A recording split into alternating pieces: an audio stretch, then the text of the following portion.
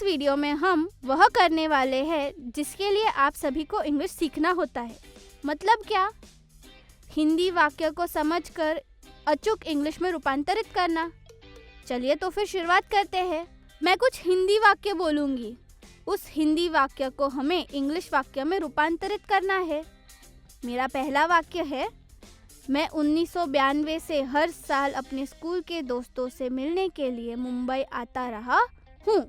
वाक्य के अंतिम शब्द को देखो, हूँ से समाप्त हो रहा है और उसी से लगकर उससे पहले क्रिया दर्शाने वाला एक्शन वर्ड आया है या नहीं, ये देखना है। आता रहा हूँ, यह सब साथ में है, तो यह पक्का परफेक्ट कंटिन्यूअस टेंस का वाक्य है। प्रेजेंट टेंस है, पास्ट टेंस है या फ्यूचर टेंस है, यह कौन तय करता है? अंतिम शब्द क्या है?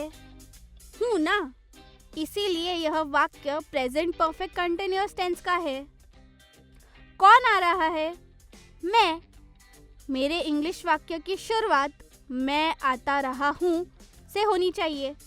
I have been coming to Mumbai every year since 1992 to meet my school friends. That's my English sentence. अगला वाक्य देखते हैं।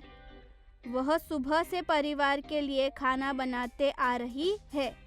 वाक्य का अंतिम शब्द है और उसके पहले आया हुआ एक्शन वर्ड जिसमें बनाते आया है, मतलब यह वाक्य परफेक्ट कंटिन्यूअस टेंस का है और अंतिम शब्द है होने के कारण यह वाक्य प्रेजेंट परफेक्ट कंटिन्यूअस टेंस का है। कौन खाना बनाते आ रही है? वह।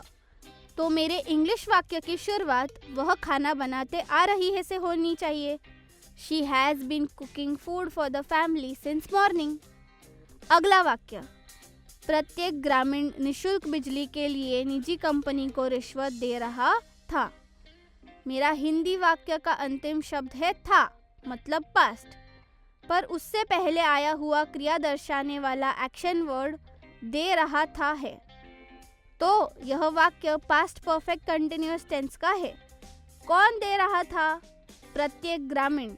मेरे इंग्लिश वाक्य की शुरुआत every villager had been paying a bribe to the private company for free electricity. एक आखिरी उदाहरण देखते हैं। कंपनी के मुखिया अपनी पिता के रिटायरमेंट के बाद से कई गलत फैसले लेते रहे हैं। हिंदी वाक्य का अंतिम शब्द है।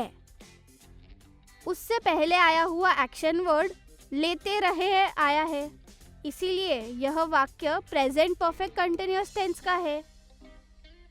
कौन गलत फैसले ले रहा है? कंपनी के मुखिया।